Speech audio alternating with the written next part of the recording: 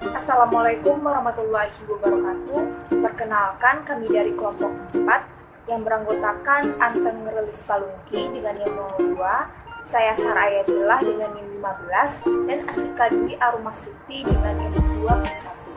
Nah, di sini kami akan membahas tentang cold water mixture atau yang disingkat dengan CWM. Dari cold water mixture ini ada beberapa poin yang harus kita ketahui. Yang pertama yaitu logika cold water mixture, yang kedua yaitu keuntungan cold water mixture, dan yang ketiga yaitu aplikasi dalam cold water mixture. Nah, sebelum kita mendalami tentang 3 poin ini, kita harus mengetahui dulu yaitu apa sih pengertian dari batu bara tersebut. Bara merupakan padatan yang mengandung banyak variasi, baik komponen organik ataupun non-organik. Sumber daya dari batu bara ini dimanfaatkan sebagai sumber energi, di mana persebaran dari batu bara ini cukup luas di Indonesia. Yang paling banyak itu terdapat di Sumatera dan Kalimantan, dan sisanya terdapat di Pulau Jawa, Sulawesi, dan Papua, di mana kurang lebih dari persebaran batu bara di Indonesia ini kurang lebih 104,94 miliar per ton. Dengan banyaknya kapasitas atau sumber daya dari batu bara ini, masyarakat Indonesia memanfaatkan batu bara ini sebagai pembangkit listrik, bahan baku pembuatan karbon aktif, semen, steel, baja, dan masih banyak lainnya. Ini terdapat grafik dari rencana usaha penyediaan tenaga listrik di Indonesia pada tahun 2019 yang menyatakan bahwa kebutuhan batu bara di Indonesia ini akan meningkat. Hal ini berbanding lurus dengan kebutuhan batu bara pada pasar internasional yang cukup signifikan. Dan ini juga dibantu dengan meningkatnya harga pasar atau harga minyak bumi di pasar internasional, sehingga kebutuhan dari batu bara ini cukup signifikan di Indonesia. Selanjutnya yaitu pengolahan batu bara. Sebenarnya pengolahan batu bara ini sangat banyak, tetapi di sini kami hanya melampirkan 4 jenis dari pengolahan batu bara. Yang pertama yaitu penggerusan batu bara atau yang disebut dengan coal crushing.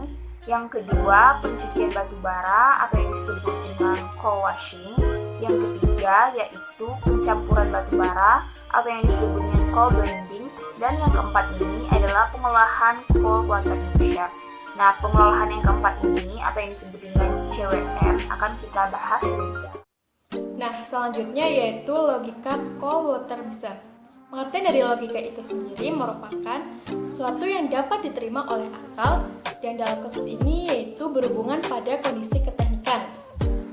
Nah, pengertian dari cold water mixture itu sendiri merupakan bahan bakar yang terdiri dari batu bara sebesar 60-70%, air sebesar 30-40%, serta sedikit zat aditif yang berbentuk suspensi kental homogen dan stabil selama masa penyimpanan, pengangkutan, maupun pembakaran.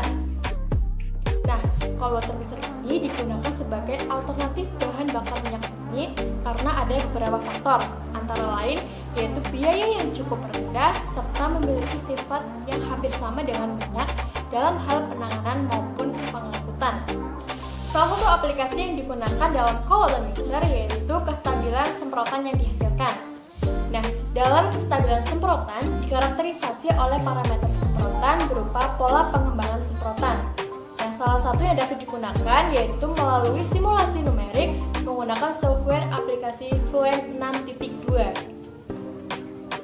Dalam simulasi numerik menggunakan software aplikasi Fluent 6.2 yaitu insert tipe injektor berupa air assisted spray nozzle, tekanan sebesar 5 bar, ambien berupa atmospheric pressure, dan komposisi cold water mixture sebesar 50%.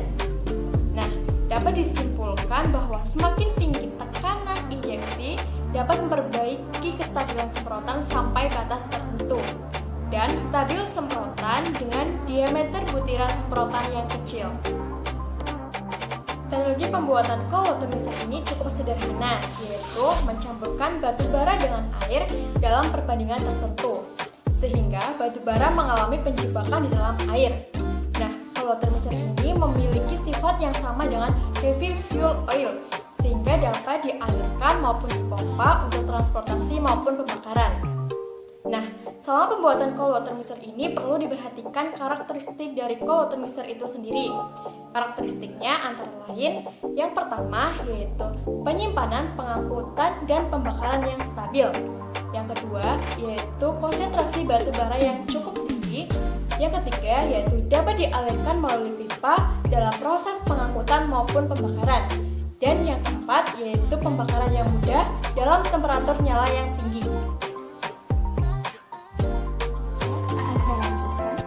Sebelum kita masuk slide 10, kita akan mengetahui cold water mixer terlebih dahulu. Nah, di sini cold water mixer atau CWM merupakan bahan bakar antara batu bara dan air dengan bantuan zat adiktif serta akan membentuk suspensi kental homogen dan stabil. Teknologi cold water mixer dengan cara pencampuran batu bara dengan air pada perbandingan tertentu akan mempengaruhi terhadap sifat permukaan batu bara terhadap air, dan ukuran partikel akan memiliki pengaruh yang besar. Di mana ukuran partikel semakin besar, maka pengendapan yang terjadi juga semakin besar. Nah, kita lihat pada slide 10. Di sini ada 4 tahapan. Tahapan yang pertama adalah proses pencampuran antara water dan cold preparation. Dicampur lalu masuk ke slurry mixing. Selanjutnya akan masuk ke deicing, di mana pada deicing ini proses abu dalam batu bara akan dipisahkan. Nah, selanjutnya akan masuk lagi ke dalam proses dehidrator. Nah, pada proses dehidrator ini terjadi dehidrasi sampai konsentrasi 50 hingga 80% atau lebih tinggi dari konsentrasi ini. Selanjutnya, atau tahap terakhir adalah pencampuran antara batu bara, air, dan zat adiktif, di mana kita dapat mencampurnya pada slurry mixing. Dalam slurry mixing ini, kita akan mencampurnya menjadi satu, lalu produk yang keluar adalah cold water mixer. Nah, itu adalah merupakan 4 tahap gambaran diagram blok cold water mixer pada slide 10. Batu bara dalam bentuk cold water mixer memiliki keuntungan sebagai berikut. Yang pertama adalah sifat alirnya yang tergolong bersifat seperti cairan fluida, di mana sifat ini dapat menguntungkan ketika kita menggunakan minyak dari batu bara yang berbentuk cair sebagai bahan pengganti bahan bakar minyak. Nah, yang kedua adalah penggunaan secara langsung untuk bahan bakar pengganti pada kilang minyak atau industri yang berbahan bakar heavy fuel oil sebagai bahan bakar untuk proses pengolahan produknya. Nah, pada penggunaan secara langsung ini kita akan menggantikannya bahan bakar minyak bumi dengan bahan bakar minyak dari batu bara yang berbentuk cair karena sifat cairan bersifat fluida. Nah, yang ketiga adalah batu bara berbentuk suspensi dapat ditangani secara lebih bersih sehingga menunjang program lingkungan bersih dan terhindar dari kemungkinan terjadinya ledakan atau pembakaran spontan dan masalah yang timbul akibat serbuk batu bara. Nah, dalam keuntungan ketiga ini kita dapat mengambil batu bara ini dalam bentuk cold water mixer lebih efisien terhadap lingkungan atau pengaruh lingkungannya kecil karena meminimalisir kecelakaan yang terjadi akibat proses yang terjadi selama cold water mixer terbentuk. Selanjutnya, yang keempat adalah dalam proses proses pembuatan cold water mixer itu kita dapat menggunakan boiler yang digunakan untuk pemisahan minyak berat dengan adanya modifikasi. Pada aplikasi cold water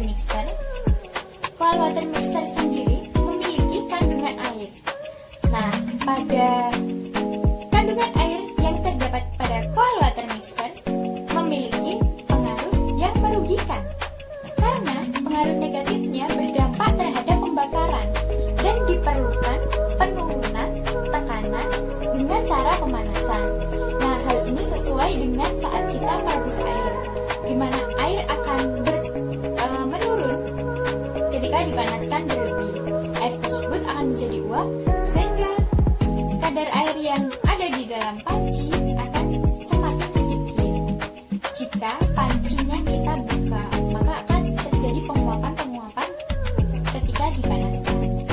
Atau dalam konteks cold water mixture yang berhubungan dengan batu bara, kita perlu melakukan upgrading ground coal atau UBC. Nah, di Indonesia sendiri, teknologi cold water mixture merupakan kombinasi antara metode upgrading brown coal dengan metode pengeringan yang telah diuji pada batubara peringkat rendah. Nah, dalam website esdm.go.id disebutkan bahwa penggunaan UBC atau upgrading brown coal merupakan salah satu proses untuk meningkatkan konsentrasi nilai kalor pada batu bara. Nah, pada slide ini adalah skema rangkaian reaktor fluid bed, di mana di sini ada nomor 1 sampai 7 yang menunjukkan masing-masing fungsinya. Nomor pertama adalah mass flow meter, di mana nitrogen akan masuk mengalir ke dua valve atas sama bawah. Yang atas akan masuk ke tangki penyimpanan batu bara dan yang bawah akan langsung mengalir ke reaktor fluid bed. Nah, untuk nomor 2 adalah coal feeder, di mana adalah aliran ketika batu bara yang disimpan di dalam tangki akan mengalir ke reaktor sebagai umpan. Selanjutnya nomor 3 adalah pressure meter. Jadi sebelum nitrogen itu masuk ke dalam reaktor akan ditentukan besaran tekanan yang akan digunakan. Nah, fungsi dari pressure meter adalah mengontrol tekanan yang akan masuk. Dan yang nomor 4 ini adalah temperatur controller, di mana temperatur controller berfungsi sebagai kontrol untuk suhu yang akan masuk ke dalam reaktor fluid bed. Nah, nomor 5 di sini adalah pirolisis.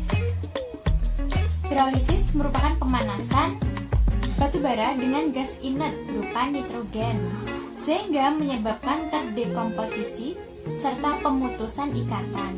Kondensasi yang menyebabkan perubahan pada gugus alifatik dan aromatik. Produk dari pirolisis berupa gas, cair, atau tar, dan padat sebagai residu. Pirolisis menguntungkan karena dapat beroperasi pada kondisi temperatur rendah dan tekanan atmosfer. Untuk nomor 6 adalah siklon.